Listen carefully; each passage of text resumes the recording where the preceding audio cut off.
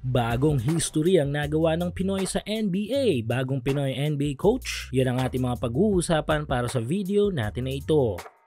So hindi nga natin maitatanggi bilang isa sa mga bansa sa Asia na hirap talaga tayong makakuha ng slot para sa isang legit NBA player sa pinakamalaking liga ng basketball sa mundo. Hindi lang kasi basta husay talaga ng isang manlalarong kailangan upang makapagpasok ng NBA player. Minsan kailangan din ng impluensya ng mismong bansa. Pero syempre hindi tayo mawawalan ng pag-asa dahil kahit papano ay may mga young Pinoy players tayong posibleng tumupad ng goal na yan balang araw. Pero ito kung sa player ay tila hirap tayong makapagpalusot ng individual NBA personality ay tila kabaligtaran naman ito pagdating sa coaching position dahil meron tayong isang legit Pinoy at Gilas Pilipinas legend player na nasa liga na ngayon ng NBA. Yes, ito nga ay walang iba kundi ang former captain ng Philippine National Team na si Coach Jimmy the Mighty Mouse Salapag. Mula sa pagiging assistant coach ng G-League affiliate team ng NBA team ng Sacramento Kings ay na-promote si Coach Jimmy bilang player development coach ng mismong kupunan ng Kings sa NBA. At sa achievements na yon ay history ng may tuturing dahil bilang isang Pilipino ay si Coach Jimmy Alapag pa lang ang nakagawa noon. Props kay Coach Eric Spoelstra dahil kung titignan do pareho silang may dugong Pinoy ay aminin natin na mas malapit sa mga Pinoy si Coach Jimmy dahil si Coach Eric ay sa Amerika at doon talaga na malagi ito bago ma-take over bilang head coach sa NBA habang si Coach Jimmy naman ay nagsimula talaga sa Pilipinas. Mula sa PBA hanggang sa ating national team after noon ay nakapagsilbi pa ito na coach para sa bansa. Pero ito sa pagiging kasama ni Coach Jimmy sa coaching staff ng Sacramento Kings ay may tsansa pang maitaas sa pinakamataas na posisyon sa coaching staff ng isang basketball team. Ito nga yung head coach. Nito lang ay binalita ng kilalang ESPN senior insider na si Shams Charania na sinibak na nga ng Sacramento ang kanilang head coach na si Mike Brown matapos matamo ang 5 losing streak ng kupunan. Though may pansamantalang papalit kay Brown bilang coach ng Kings dahil nga bawal mabakante ito ay patuloy pa rin ang paghahanap ng permanenteng head coach ng Sacramento Kings para ituloy at mapaganda ang mga numero ng team this season. Sa ngayon kasi pang-apat sa ibaba ang Kings sa Western Conference kung saan ay tanga nila ang 13-19 win-loss record na kung saan ay kailangan talaga ma-improve ito. Marahil malaking factor ang mga numerong ito kung bakit binitawan nila si Coach Mike sa team. At ang issue na ito para sa team ng Sacramento ay malaking usapin para sa mga Pinoy NBA fans dahil nga yan kay Coach Jimmy. Yes, bilang bahagi ng coaching staff ng Sacramento ay may malaking tsansa si Coach Jimmy na ma-take over ang posisyon lalo na't papataas ang performance niya sa Kings dahil bibihira lang sa mga coach na mula affiliate team ay biglang akyat sa main team sa NBA, hindi ba? Pero ganun pa man ay nananatiling humble si Mighty Mouse na nagpapakita na hindi naglalaway sa isang posisyon. Ayon kasi dito sa kanyang latest interview ay tila kontento na si Coach Jimmy sa kanyang current position na sa player development coach ng Kings dahil dagdag nito ay bibihira lang daw ang mga Pinoy sa NBA at maswerte daw ito dahil isa siya doon. Pero ganun pa man ay bahagi pa rin si Coach Jimmy sa mga pagpipilian ng Sacramento Kings upang maging kanilang head coach this 2024-2025